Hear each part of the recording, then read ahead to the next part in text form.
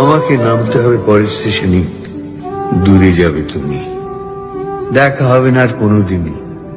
তাই যে প্রশ্নটার জবাব এতকাল থেমে আছে, শুনবো তোমার মুখে।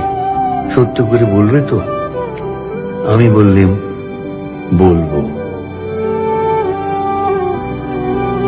ভালো থেকো দীপ।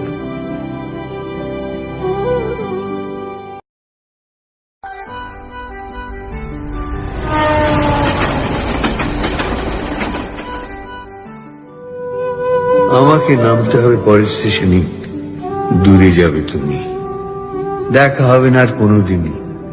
তাই যে প্রশ্নটার জবাব এতকাল থেমে আছে, শুনবো তোমার মুখে।